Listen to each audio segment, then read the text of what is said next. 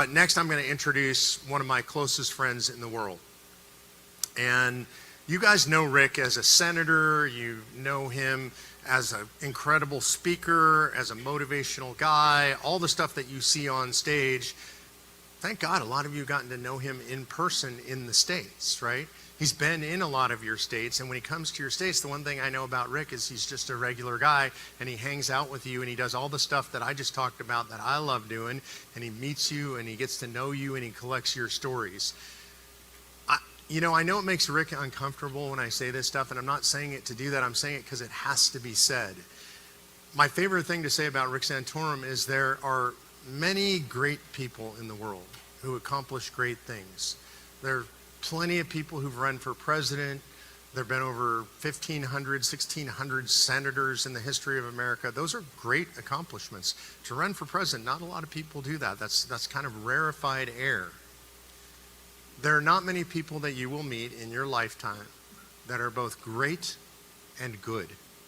Often goodness does not come with greatness. People can accomplish great things, amazing things, do things in the world that change the world, but they're not necessarily good men or women at heart. Like people that you would just love because you know the goodness in their heart. Rick Santorum is that man. He is a great man and a good man and one of my closest friends. It's an honor to introduce Rick Santorum. I want to start with something light, which is... yeah, that's me. I'm pretty light. Yeah, you are. I hang out with you. You are light. You and I both had a chance to hang out with Charlie when he was young. And I had a chance, my primary interaction with Charlie really was hunting with him. And I know you've been on a bunch of hunts with him. And so you've known him since he was 18 or 19 years old. Do you have anything you can remember about Charlie? Like, he was a kid and he was awkward and... I remember, some of you may know Leroy Mitchell. Leroy is the guy who started Cinemark. For those of you who have Cinemark theaters. Yep. And Leroy is a supporter of mine when I ran for president in 2012, and it was probably might have been 2012 or early 2013. He called me, and he knew I was in Dallas. He was in Dallas. He knew I was in Dallas, and he called me and said, "Hey, I've got this young kid who's coming to see me. I'd like you to meet him and to listen to his presentation and give me an idea because he wants a major investment." I thought, okay. And so I sat down. It was Charlie Kirk. And I remember listening to him and thinking, guy's obviously very smart, but what hubris. I mean, he was 18 or 19 years old. He was a high school graduate, and he had this vision. And he was a good-looking kid, very articulate for 18, but he had a plan. He had a vision. And I remember, he made the presentation, got up and left, and I talked to him. I said, I knew that Foster Freeth had given him some money already. And I said, I don't know. I said, I don't know whether Turning Point or whatever, I don't even know what it was called back then, but I don't know if he's going to be, that organization would be successful, but I thought that was a pretty good kid to invest in. And I said, we'll see. He had a lot of hubris. I mean, a ton of hubris. But he was able to back it up.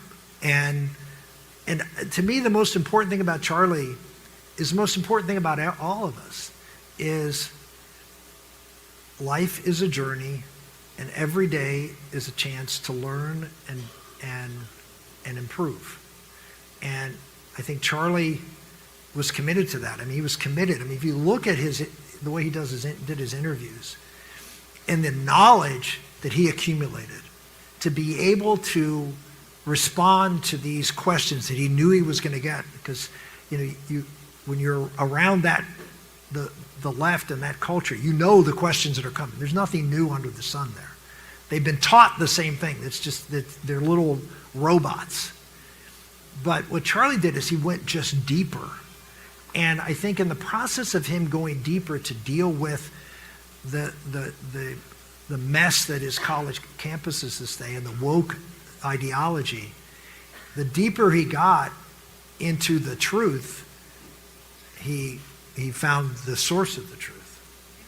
And that arc between the Charlie Kirk that I knew and I saw early on and the Charlie Kirk at the end, who was a disciple of Jesus Christ and an evangelist on college campuses. I mean, that's what he was. And I didn't recognize him. He was a new person in my mind. And I didn't know that until after he died, until I started looking at all the video. And so, and if it would have been the Charlie of the early years, no one would be talking about Charlie today.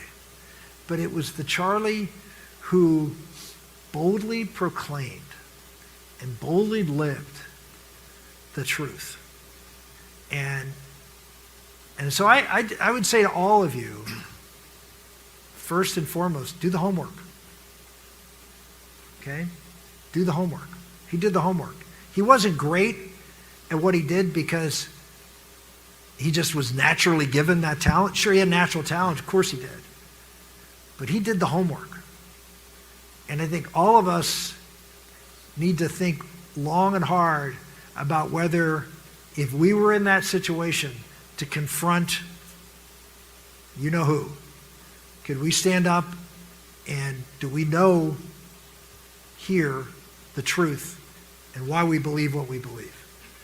And I really think that's part of, you want to transform the world, then you have to witness, and you can't be beat by the other side because you have the truth and they don't, so you shouldn't lose.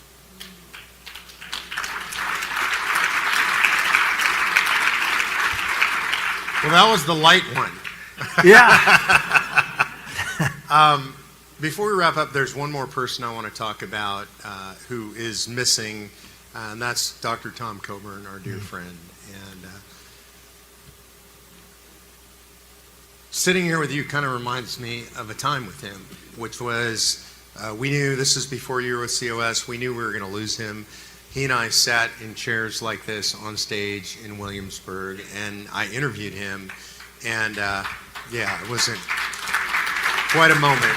And I asked Tom a question on stage, sitting just like this, and I'm going to tell you the story, but then I just want you to comment on Tom, if you would, which is I asked him, why do you do what you do?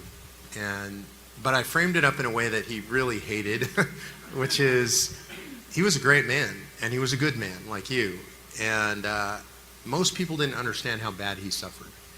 That man suffered for a lot of years. He had his first bout of cancer when he was 38 years old, lived to 71, so literally half of his life he was in one stage or another in remission, suffering from cancer. 4 times he went around in cancer, and ultimately he took his life. And we were sitting on stage, and I said to Tom, look, everybody knows your sort of fairy tale life. And he really did. Like, he had this incredible life. He was very wealthy, pretty young, built a company with his dad, sold it, had his own private jet, flew himself around the world, goes back to school, becomes a OBGYN, delivers 4,000 babies. As if that's not enough, he marries Miss Oklahoma. Like, it's pretty incredible. Becomes a senator, he's a well-known senator. He's not just a senator. And then I got to watch him in the last 5 years and see how he suffered. And he never stopped. Like, he would not stop. I tried to stop him. Patty tried to stop. We would say things like, you know what, Tom, you don't have to travel so much. And he would say, don't tell me what to do. Literally. And he said to Patty one time, I'm going to die with my boots on, so stop trying to stop me. And so we sat here and I said, Tom, everybody knows the fairy tale. They don't know how much you suffered. I watched him, Rick, where we'd go to New York and we would do a media tour, and I'd pick him up from his hotel room in the morning. I'd walk with him, and he would literally be sweating and grunting because he was in so much pain. He had bone cancer in the end that had metastasized into both his legs. And we'd walk into a studio, and he would just boom. And it was Tom Coburn. It was the old Tom Coburn. And we'd walk out, and he was in so much pain he could barely walk. And I'd try to call a cab for us, and he'd yell at me about calling a cab. We'd go back to the hotel. I'd put him in his hotel room. He'd wake me when we need to go again. And I would be worried I was going to knock on the door, and he wouldn't answer. It was that bad. And he just kept going. So I didn't tell all that detail, but I told that story, and I said, why do you keep doing, why do you keep fighting? At your point in life, most people would be home with their grandkids, just settling in. You have a great family, and he looked at me like I was just the biggest idiot in the world. Sometimes that suits, so it's okay. But he said, what else would I do? Like literally, like that was his whole answer. What else would I do? So I think he was one of the most extraordinary men I've ever had the privilege to be with in my life. You served with him in the Senate. I know you had a lot of experience with him. What do you recall about Tom? He was irascible and ornery. Yeah. That's what I mean. That's absolutely true. He was he was really he was one of these guys who was just committed to what his principles dictated, and there was just no wavering him at all. And which is great, but in a Congress it also can be very, very troubling. Yeah. But luckily, 99% of the time, he was right? At least he was right in my mind. And so we didn't have very many run-ins. We really didn't. But he was, as a member who was in leadership, he was always, always making sure that we towed the line on principle. So my experience with him was someone who just had a very strong sense of right and wrong, good and evil, and the role that government was supposed to play in people's lives, and he didn't vary from that. And I think it was, suffering's a terrible thing, and obviously going through what he went through, where you're probably not going to live a long life, it also brings you to a place in your life where you say, well, I've only got so much time, right? I think all of us sort of live our lives thinking, well, we're going to get up tomorrow. Well, maybe someone won't. And I think he was always the understanding that he may not be getting up tomorrow. And so he was just pedal to the metal, whatever it took. And he had a vision, or he received some calling from the Lord, and he was going to follow that through. And I just encourage all of you to think about that. And that doesn't mean, well, you have to go out and run for office. It may be, that you need to help take care of your grandchildren, whatever it is. I don't know what it is. But I always tell people, when I get up and I give speeches and try to motivate people to get involved, I have a lot of people come up to me and say, well, what should I do? And I look at it, I don't know. I said, how do I know? I said, you need to talk to the big guy, and you need to get in real humility and just say, Lord, I'm in. What's your will? What do you want from me? What is your call for me in my life? And you have to do it with real humility. And because it may not be what you want.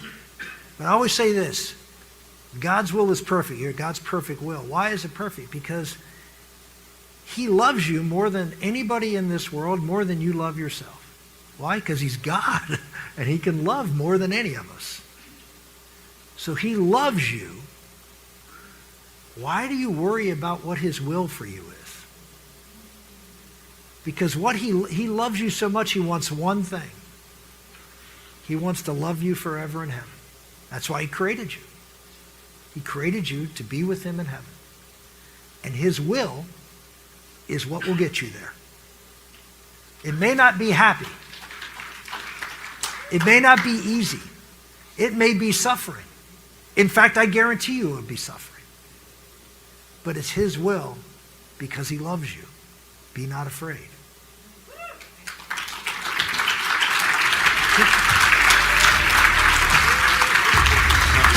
Thank you.